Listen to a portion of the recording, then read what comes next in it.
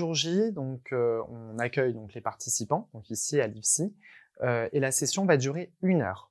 Sur ces 1 heure, ça va être découpé en 3 grandes parties. Une première partie de 5 minutes, on va faire le briefing, donc on va leur expliquer comment va se dérouler la session.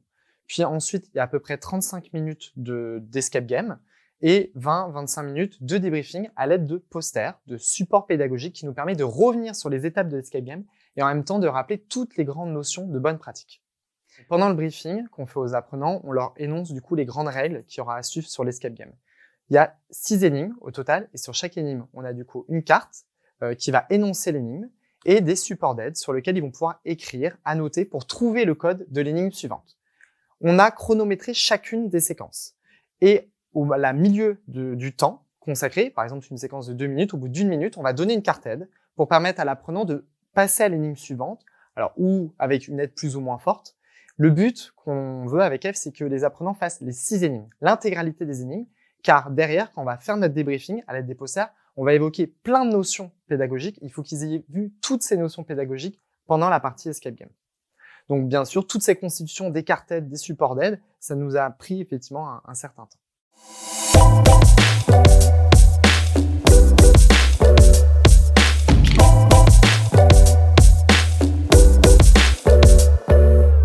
Alors l'idée, elle est venue pour un sujet de thèse d'une interne en pharmacie en 2014.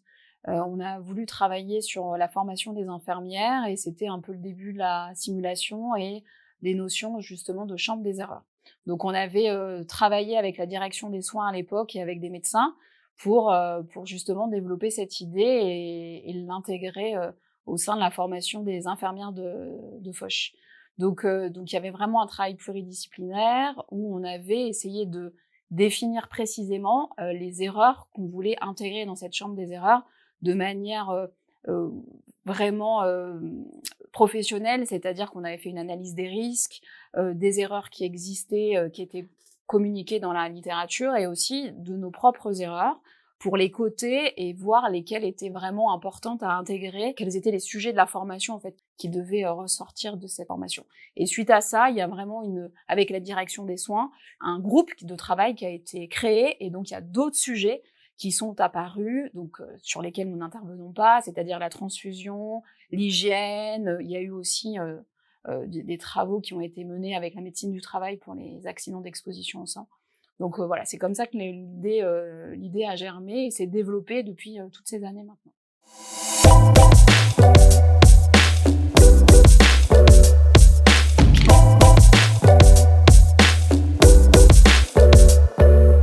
Alors en fait, ça va dépendre des thématiques. Donc on se réunit donc avec l'équipe The Room, donc soutenue par la direction effectivement des soins, et donc on a décidé donc en 2021 de parler des bonnes pratiques de préparation dans le cadre de la certification qui allait arriver. Et on s'est posé la question avec F, quel serait le format en fait de formation qui serait le plus adapté. Il nous est venu l'idée de l'escape game, en tout cas de s'inspirer effectivement du format un peu escape game, de passer d'une étape à l'autre. Et l'avantage, c'est que ça va permettre aux apprenants de sortir avec quelque chose où ils vont avoir un apprentissage beaucoup plus fort que si on leur fait une formation académique avec un diaporama ou un poster. Là, au moins, ils vont retenir parce qu'ils vont le faire.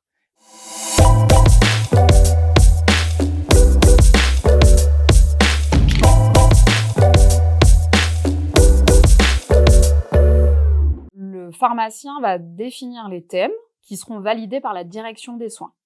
Donc, quand on veut travailler sur telle ou telle thématique, c'est vrai que on va essayer de trouver un format qui sera adapté et les énigmes qui seront adaptées pour pouvoir discuter après, pendant le débriefing, de ce thème. Donc, il y a tout l'aspect jeu qu'il faut mettre en place. Donc, ça passe par création des énigmes, des documents annexes, des supports d'aide, et aussi le gros travail et sur le travail sur les documents pédagogiques qui seront utilisés pour le débriefing et donc la formation, parce que ça reste avant tout une formation, et aussi qui seront donnés ensuite aux participants pour une relecture à froid, tranquillement, au sein de leur poste de soins, pour se remettre bien sur toutes les problématiques qui ont été abordées. Donc ça, c'est vraiment le travail en amont. Donc ça prend énormément de temps. On monte un escape game en plusieurs mois.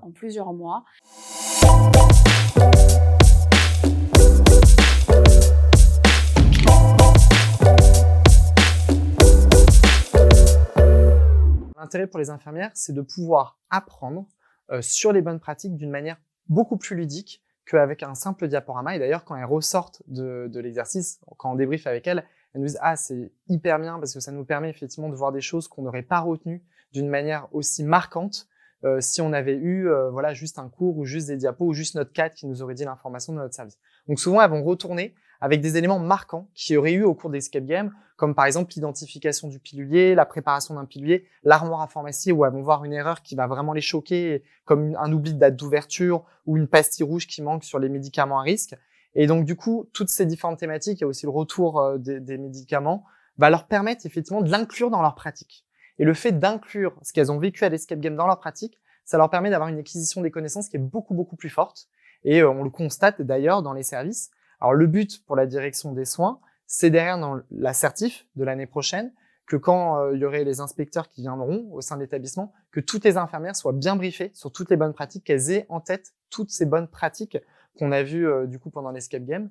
Il faut savoir qu'on a quand même formé plus de 300 infirmières au total depuis qu'on a mis en place cet escape game sur les bonnes pratiques. Suite à la mise en place de cet escape game pour les infirmières, on s'est posé la question avec Eve de le décliner au sein de la pharmacie, notamment avec nos préparateurs et nos internes. Alors c'est un escape game sur une thématique un peu différente, c'est sur les Never Events. Et donc du coup, on a des groupes pluriprofessionnels avec préparateurs et internes qu'on fait en début de semestre. Donc on peut décliner, je pense, cet outil qu'est l'escape game à plein de professions et sur plein de thématiques.